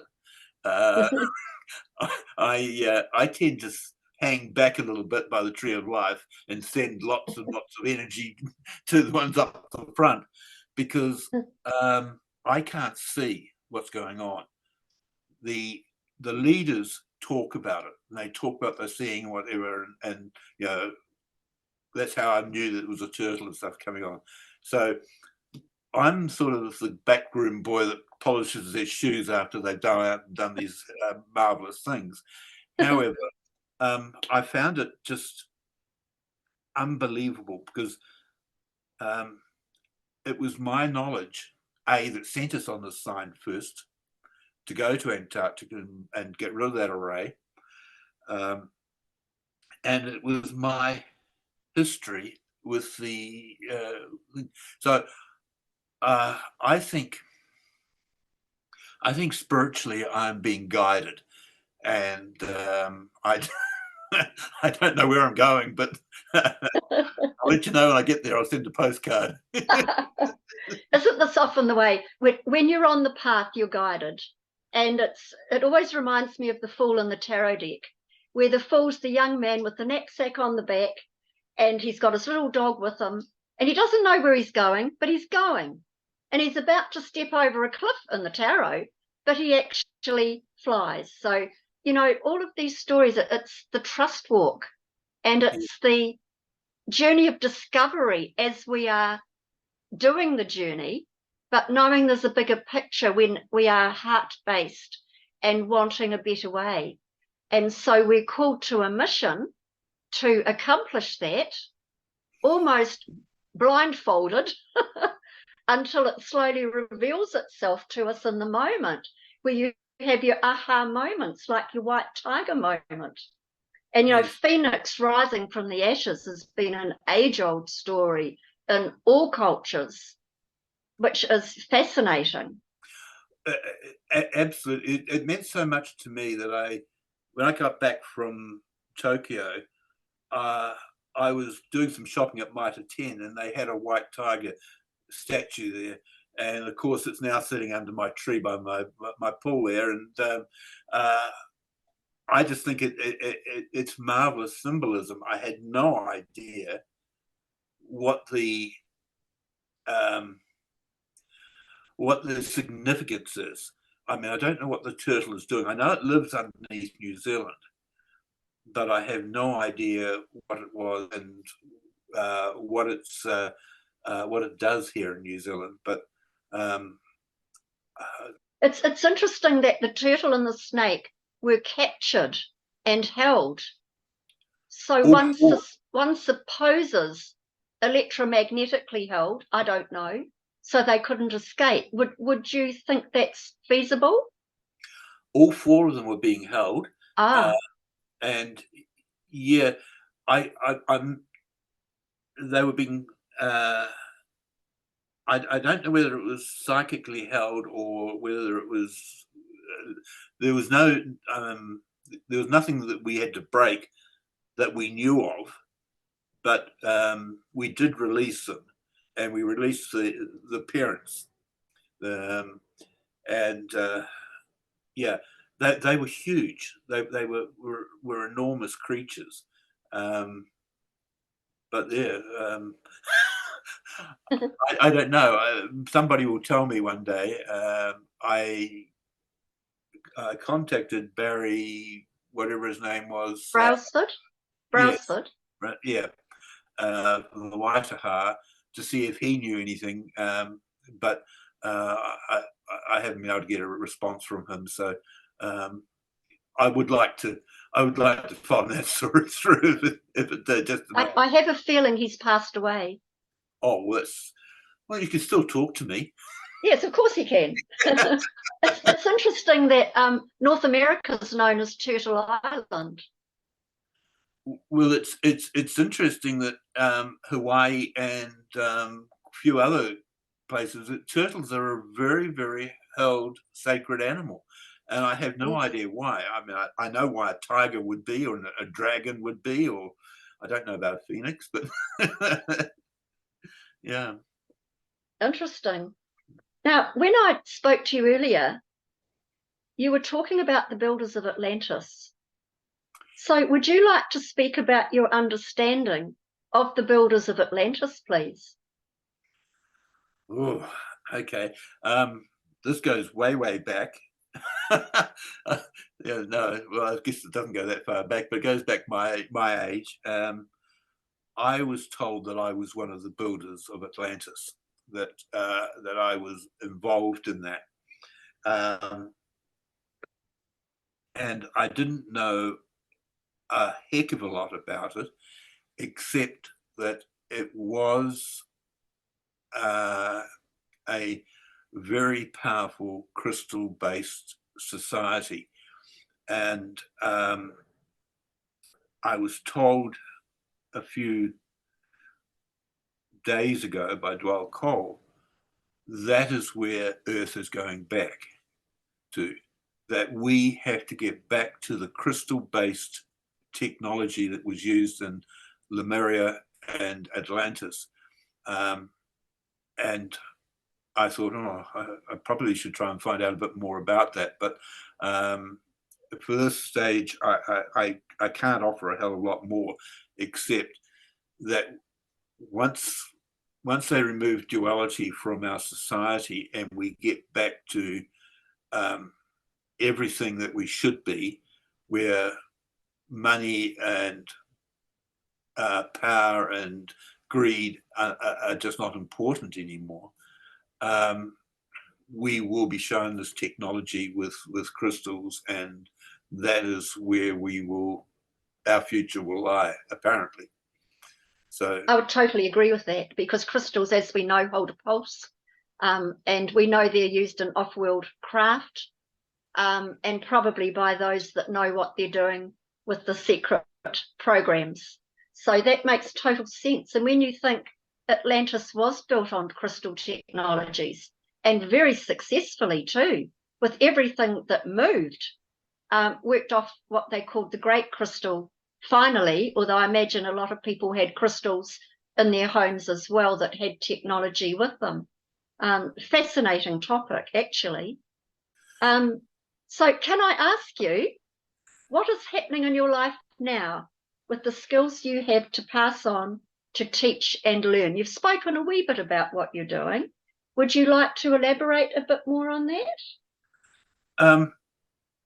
Well, I clearly have a mission held in front of me, as we all do.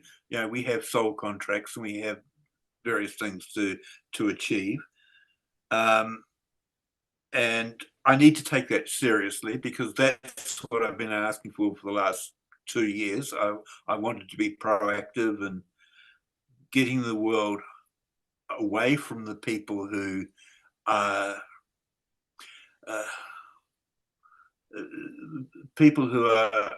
enticed by the greed and power. And I just want to see. I've got a young grandson, and he deserves to have a good life. I want him to be happy. He will be, but we've got to get rid of all this horrible dark side of what's going on. So I want to focus myself on that. Now, one of the things that I can do is I can go through and give lectures and talk to people about what the future could be and what the abilities of humanity are. It's better if I can show them.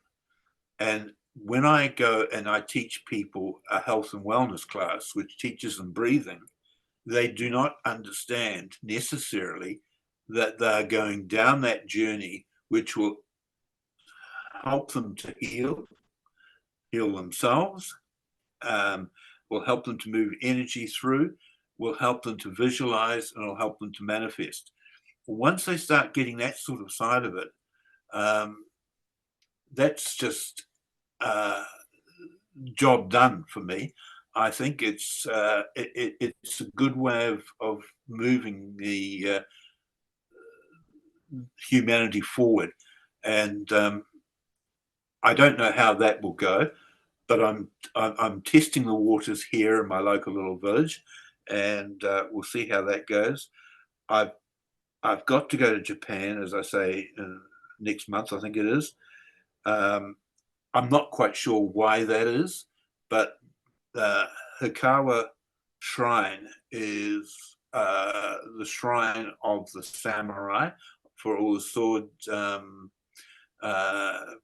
practitioners around the world, and for the head priest to say he wants to meet me, all I can say is that probably another door's going to open and there's going to be another adventure on the way.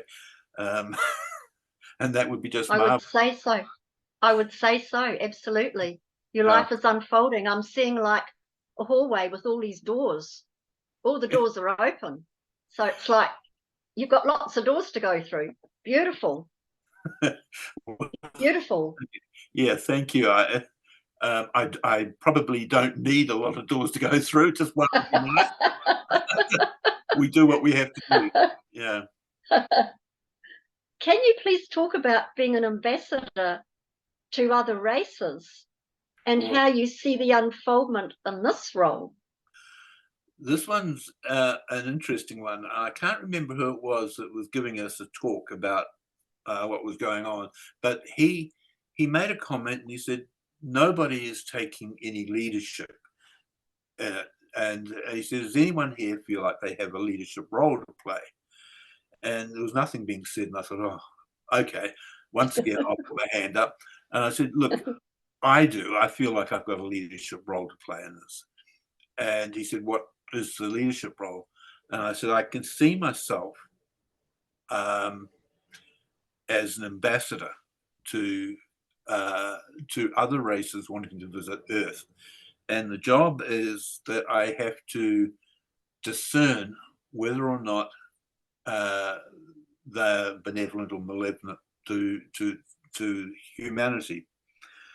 And about a week after that, I was watching a video and was hearing that they're just finishing building a trading post on the Ganymede, or the moon and Ganymede. Ganymede, yeah, and it's there. And so the trading post has been created, and we have military people there protecting it and guarding it. So I haven't been tapped on the shoulder yet, but that is one of the things I've foreseen, is that I'm going to end up doing something like that. And I have no idea. But as I say, I'm in my 70s now, so it doesn't happen soon. I'm going to have to get one of those limo frames and get it moving up there. But yeah, that's what I've been shown. It's a knowing that I have, and it's just, okay, bring it on. That's what it is. Let's do it. Absolutely, I think that's wonderful. And we know that Ganymede was used as a base for many races on and off planet. Some of it was used as slaves were involved in the SSP, and I believe a lot of that has stopped now. So it seems that it's more for the good guys working there, and I think to have ambassadorship would be wonderful. And also coming into the times when we will openly meet. We know a lot of these beings have been around for a very long time, and some walk amongst us now. But to openly meet, I think it's very good to be discerning, using, excuse the expression, your bullshit barometer, as I call it, from the heart space. Yes. To discern, how do I feel about this person? Who does this person serve? I think it's quite important to say, who do you serve? And working out what they're about, because we know there are goodies and baddies out there, but we know that there's a lot can be done with the good guys when we finally have that contact. Be brilliant. I think we're very vulnerable because we're the new kid on the block, and there will be a lot of them coming through, and they will be insisting that they have authority and so on. And I think it's going to be a very difficult job if it is what happens. But somebody's got to do it, and if it deemed to be me, great, bring it on, let's go and do it. I'll do the best I can, and we'll see how it eventuates. Absolutely. I think if beings are insisting on authority, we know that that's not the best way to go. I think it has to be collaboration every step of the way, working as brothers and sisters, but they obviously having a higher understanding of what we would like to know or be. It has to be a collaboration, absolutely no other way. We have to keep our free will. This is what we're fighting for right now, is our free will. That's exactly true. And the first question I asked Doyle Cole is that we have to be free and equal with all other races. And he said, yes, you will be. He said, but he said something a little bit stranger. It was a little bit like, we are the superior ones. We are the hierarchical. I asked him what my home planet was, and he said, it's not important. And I said, what do you mean by that? And he said, you don't want to go to a lesser planet. And I didn't understand that. But at that stage, it took a little bit of thinking to say, okay, I accept that. And I think that it's I think it's part of the deal that we underestimate ourselves. And once we start getting these extra abilities back, we will be a force to be reckoned with on the international, on the universal market. They won't muck with us too much. I think it's such a learning curve for humanity, knowing that at one time we knew so much and were so much and have been downgraded. But now we're, the term I like to say is we're finding our way back to the garden. We're finding our way back to who we truly are in all its greatness, all its beauty. And that is an amazing thing. We've all come through at this time because we're on a mission for a new beginning, which is going to be amazing. It's going to be beyond our wildest dreams. And it's people like you, Baz, and others, probably everyone watching. We've all got such a beautiful mission to help create and co-create in that process. Yeah. So, just imagine where we would be had we continued on from Atlantis to Lemuria. Oh, absolutely. If we hadn't taken this wrong turning through greed and control, what an amazing life we would have had. Absolutely. Totally agree with you. Totally agree. Would you like to talk about the empowerment of the human soul, having a physical experience, and the nature of harnessing and honing mental, physical, and spiritual skills? No. Sorry. Look, I think we have many layers, and it does work in that way. And my physical body is belying the fact that my cells have replaced themselves every 9 months or whatever it is, and I'm looking a bit old and worn out. My astral body, or my spiritual body, wants to get out there and start kicking ass and getting us back to where we should be and making sure our lives are freer. I don't know. I have tried several times to astral project, and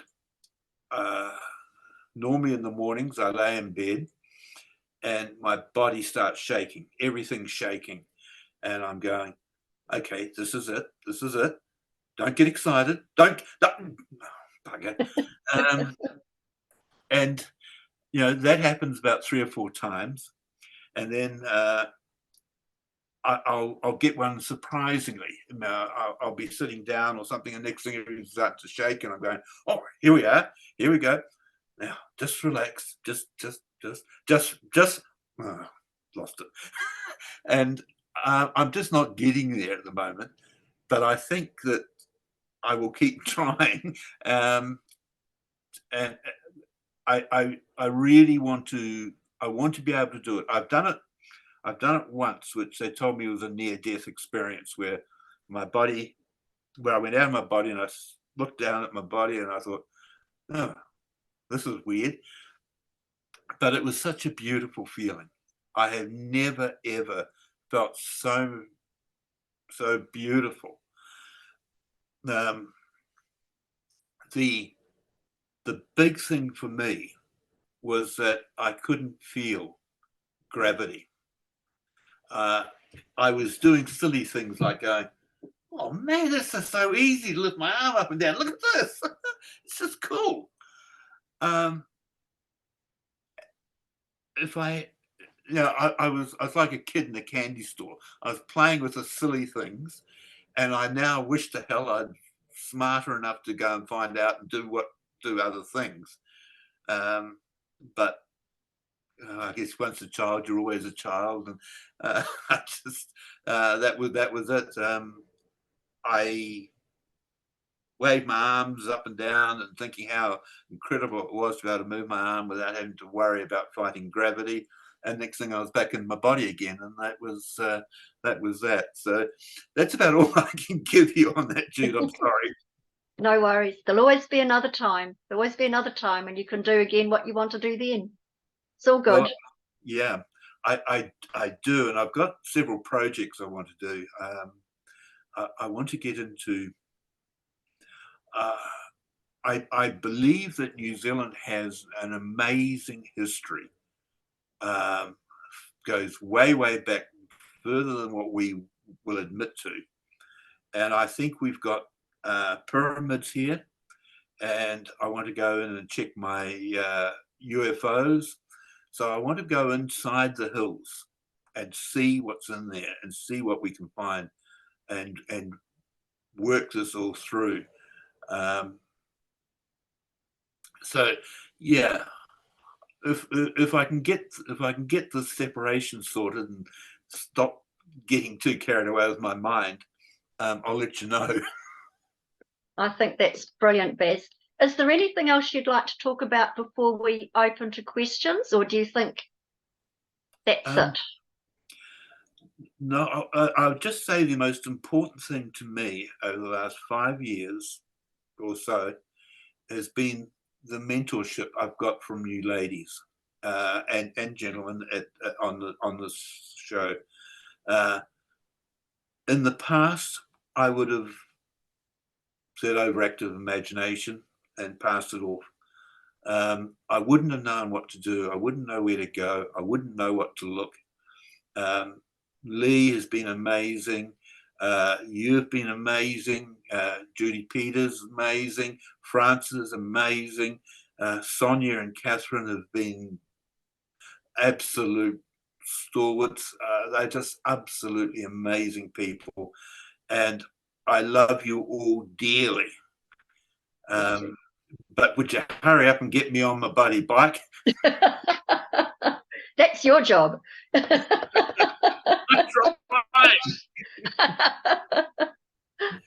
Barry, before we open it up to questions, where can people get hold of you, and what do you offer, if you offer anything, to the public?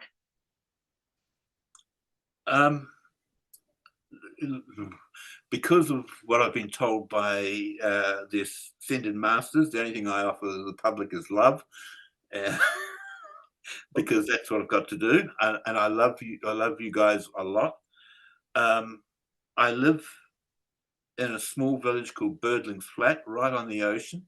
If anyone wants to come for a holiday, there's a couple of sleep outs one's full of junk, but I can soon tidy it out, and you're welcome to stay.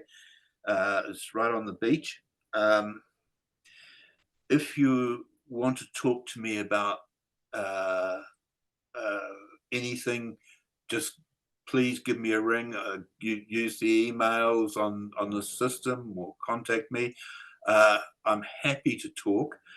I may be called a master, but in my opinion, I think I said this in the bio, that my expectations always been a lot higher, and I don't know that I call myself a master, but Emoto Soke gave me a master's certificate, and Dwell Cole says I'm a master in spirituality. That's not me saying it. I think I'm still a guy that puts his socks on one foot at a time, and we'll happy to just chat. Well, Barry, it's been an absolute honour and privilege to have a Cosmic Cuppa with you. You've been absolutely blimmin' brilliant, and I've loved every minute. So are you happy if we open it up to questions now?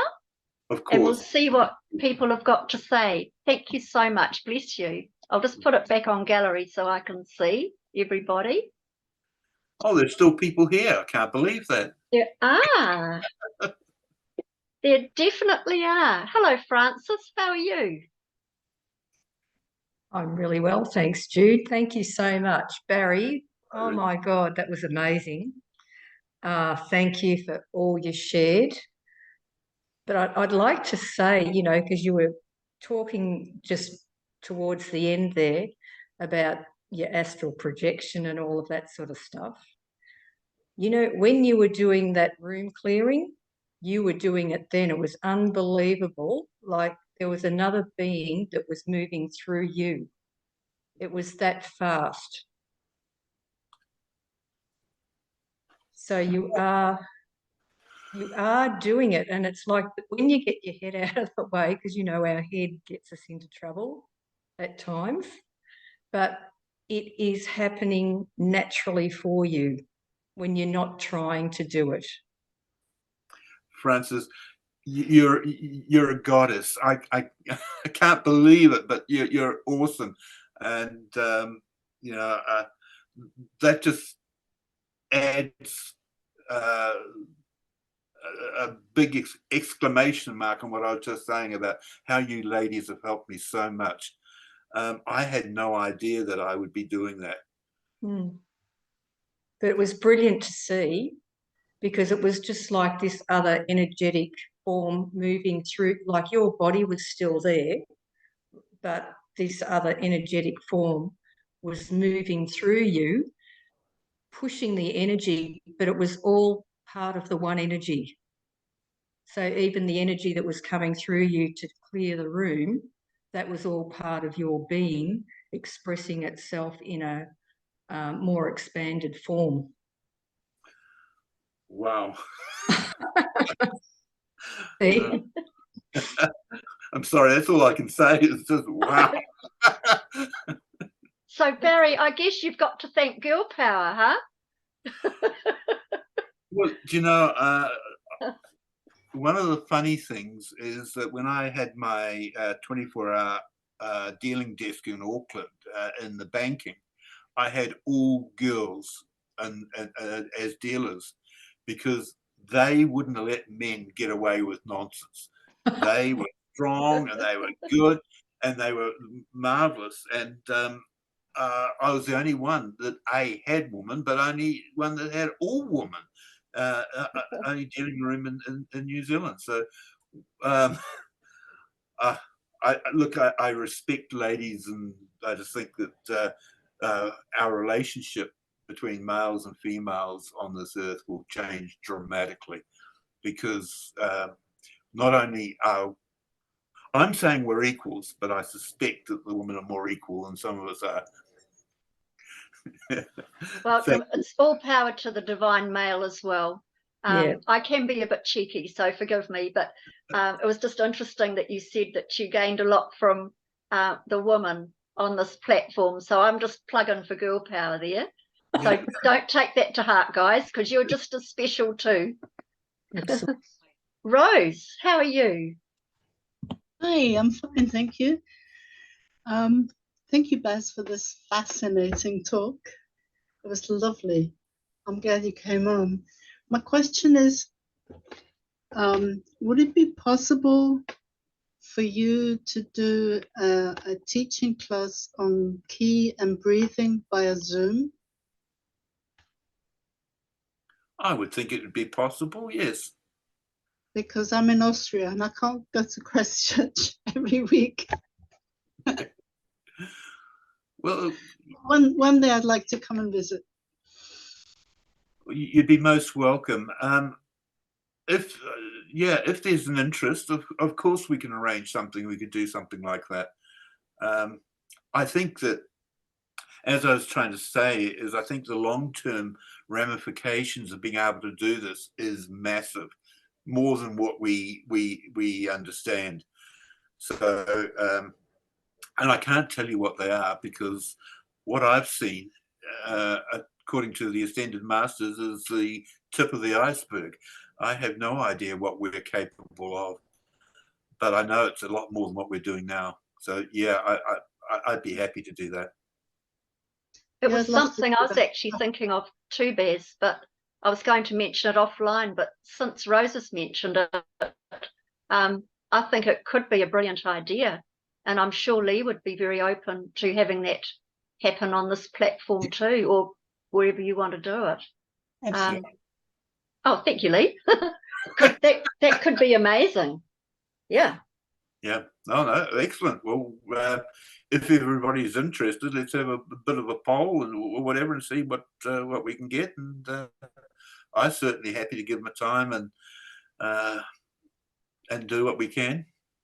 I'd love to do that. I've been looking for something like that for years, for absolutely ages. I did So a. are you saying we're all going to be able to walk on water, Bez? Absolutely. I expect that we can all come to my place, walk out in the ocean, catch some fish, and come in and have a nice snap of breakfast. Oh, I did a Tai Chi class many years ago in Chinese art for about 2 years, and I loved it. But the guy who was teaching it was very manipulative and very egoistish, and he went after the young girls. And in the end, I left. But I've missed the Tai Chi. It was in the early 80s, and it was, yeah. Yeah. I'd love Thank to do you, something Rose. like that. Thank thank you. you. Hello, Carolyn Ray.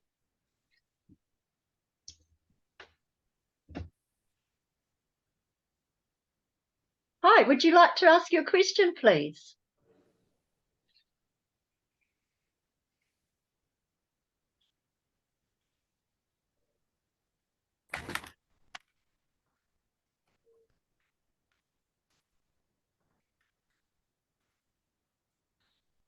I think she's just sorting out her audio.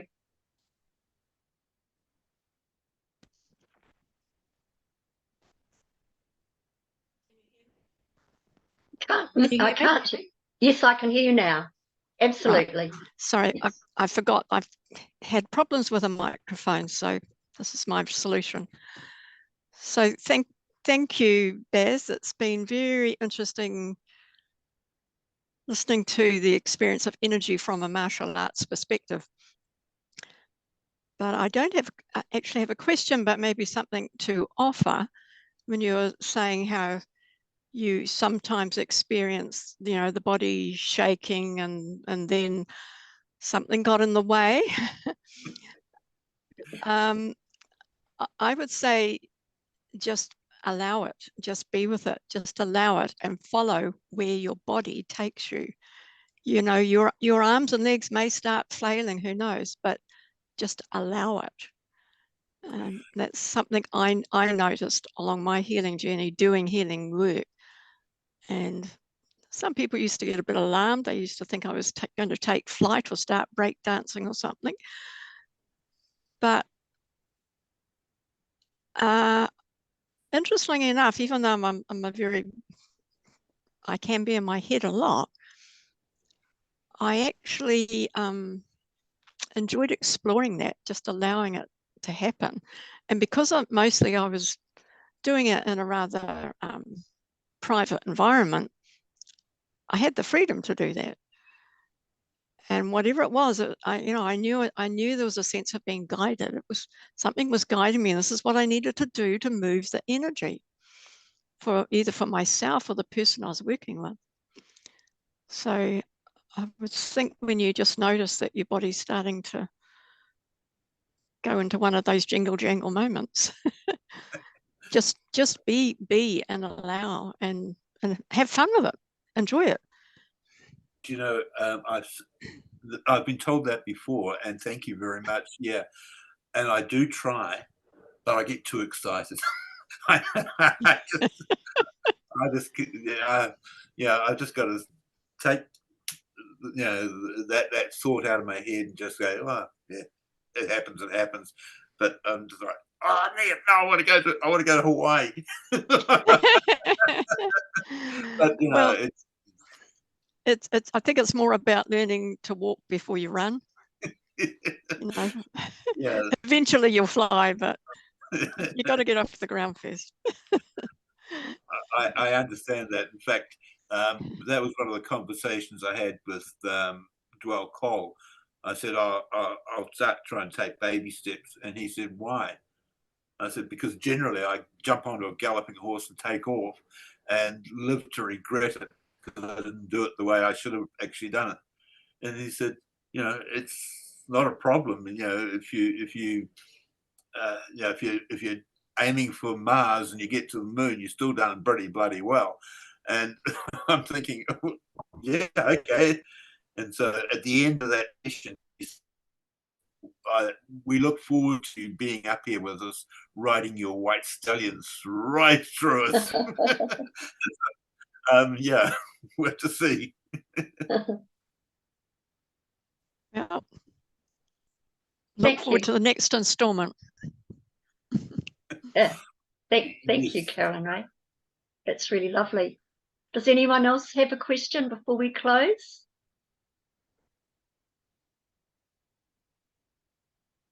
Oh, Andy, sorry, I didn't see your hand there, my love. How are you? Oh, very well. Thank you very much, Baz. That was awesome. Very enjoyable discussion. A couple of questions. The key energy. When you were pushing it down into Mother Earth, does it matter whether you are in a sleep out or on the grass or anything? Does it matter the surface? Yeah, I prefer to do it on the beach because that's where all the energy is coming in with the waves coming in and so on. But it loses about 10% of its efficiency if you're doing it inside a house or a high-rise building or something. So you're still getting it, but not Mother Earth's not getting as much as she would like. So if I'm doing it in a hotel in Hong Kong, I'd probably do twice the repetitions that I would normally do. Yeah. I would take it that intention is a large part of it. I would take that too. I've never done it as intention because it's always been done as an exercise in the martial arts. And so when I'm putting energy into a room, yes, I have the intention for the room. If I'm doing Reiki, I'm having the intention of healing. But when I'm doing the martial arts, I have the intention of fighting, and quite different intentions. So I don't know that it reflects in the energy that's coming through, but I suspect what Francis said blew me away tonight, because that was what I was hoping would happen eventually. Typically, I'm the last to know. And on the turtles thing, the sacred nature of turtles, I looked into this a few months ago and discovered some really quite mind-blowing stuff. One of them was to do with the Native Americans. they hold it in very high regard for the 28 days, which is, I think it was the 12-month or 13-month calendar, one of the two. And it's symbolized on the back of each turtle. You can see there's a little bit in the chat if you want to save that for later, but I studied that a few months ago and found it absolutely fascinating. And there's also a link for the sacred part of turtles as well, which is it's going to keep me busy for the next month or two. And finally, the synchronicity of the Atlantis. I was having a discussion briefly with my daughter over tea tonight about Lemuria and Atlantis. And I said, you look it up, because we're talking about earthquakes and things today. We've had a few wobbles where we are. And I said, well, New Zealand is on Zealandia, the continent, and that's possibly going to rise, and talking about the size of it. And she knew about it. She'd done a thing in school about it. They had a look at the continent. And I said, well, there are previous civilizations which are now supposedly gone, but they've discovered through sonar imaging and things like that they're still there. And one of them's called Lemuria, and she looked it up. Oh, it exists. And I said, and another one's Atlantis. And she says, oh, that's a conspiracy theory. I said, yeah, well, get down the rabbit hole and you'll find out that it's actually not. So, yeah, the synchronicity of hearing that tonight was quite incredible. When you were talking about it, I thought, oh, man, I only talked about this a few hours ago. So thank you for that. And a thoroughly enjoyable conversation. Thanks, Jude. That was magic. Thank you, Great Andy. Andy, the question I had was, I hadn't heard of anything with turtles in the New Zealand history or mythology, and I don't think the Maori did, but I'm wondering if the Waitaha did, and going back. So yeah, it's amazing, very interesting. Yeah. Thank you. Hello, Lou. Hi, Jude. How are you? And I'm everyone. well, thank you. Thank you. Boss, I just want to thank you for sharing. And not only that, but I have to compliment you for the courage that you have had to go through your path and stick to it. And that is most remarkable. One thing that struck me when you were just sort of rehearsing or showing about the energy and those movements, that really caught my attention because of through these movements, especially with your hands that were combined with the body movements, that resembles Tai Chi, which was already mentioned. But what I understand from Tai Chi is that comes from China. But these movements, it's like in Tai Chi, it's like cutting through water. That's how one learned to do the movements in Tai Chi. And that I kept it, and I use that for my meditations. And I visualize exactly what you did, is throwing out the energy and getting out of the fingers. I don't do it through the fingers. I just do it with my body and with my hands, and I use the movements. And that is like moving energy. So my question is, are there similarities from what you learn and your experience in karate between this energy or your experience and Tai Chi? Because the movements are very similar. Yeah. And in Tai Chi, they also include one part of martial arts. This Tai Chi is also defensive, but the movements are not so cut clear as in karate. Yeah, you're absolutely right, Lou, and thank you for the question. The movement of the hands through the air is the collection of the energy to bring into your body, because the ki, or the chi in Chinese, is in the atmosphere and the air around us. So we're collecting it up and bringing it into our body. The karate I did was one of the original karate forms of Japan, which came from South China into Okinawa. So yes, they came from the Chinese monasteries and they came from India. So the martial arts came via India with the Buddhist movement into China and then into Japan. And the Japanese were the ones that made it common in terms of popular around the world. So very much the same. The Chinese will do it with a flowing, easy motion, where we will tend to start doing the hard breath, which is yin and yang. We're doing a lot of yang in it. They stick with the yin and keeping it very soft. Yeah. Thanks so much. Really. Pleasure. Thank you, Lou. It is fascinating, isn't it, when you think of these martial arts that often, I believe, were taught in the monasteries in the early days because they were not allowed to hold a weapon or use a weapon. And so martial arts seem to be born with the monasteries in those times as self-defense, and has come into what we knew then and what we know now, which is amazing through your story, Baz.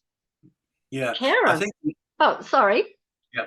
I just to quickly saying on that, I think also that it taught the young monks mental discipline, because Yes. you had to do 1,000 repetitions and you did it until you were falling over and you had to try and still stand up and do it. And that's why the monasteries liked it. And I think that was part of it. Yeah, Sorry. totally agree, Baz. Absolutely Yeah. right. Karen. Hi, Baz. It's a fascinating talk tonight. It was really interesting knowing more about you. And yeah, I'd love to come out and maybe do a session of that with you at some stage, or maybe an online one, however it's going to work. It's quite fascinating. And I've got the Reiki background as well, so I'm used to the movement of energy in that respect. But I can also understand what Carolyn Ray was saying, where you can let it go and you, instead of doing traditional Reiki moves, your body just moves and does its own really strange, weird things. The energy just does its stuff. Awesome. I just had a wee look up about Maori mythology and the turtle for you. The Maoris do have a name for turtle, koru honu. So it does exist in the culture, and the turtle symbolizes travel and navigation in Maori culture. So that will be from coming through the Pacific, where the turtles are. It also has meanings including fertility, longevity, peacefulness, and unity. And of course, there's a whole lot of stuff in the Polynesian symbolism as well, where there's further associations such as virility, vitality, endurance, and strength. Marvelous.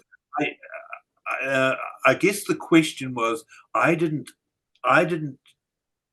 initially tie turtle with New Zealand, and the fact that this one we released from Antarctica came to New Zealand and lived in New Zealand, I thought, oh, no, Hawaii, it'll keep going, because it's not New Zealand as the place, not, but yeah, I just think maybe it was something pre-Maori that was the turtle.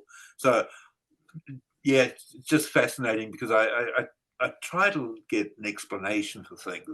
I try to feel comfortable in my own mind that we haven't released an evil turtle that's going to eat all our whitebait and crayfish, and that'll upset me terribly. I was trying to dig a little bit further. I'm pretty sure there's further information about there being some sort of deity or Maori god that was a turtle. So there's maybe a link there as well. But I haven't had enough time to quite go into it properly.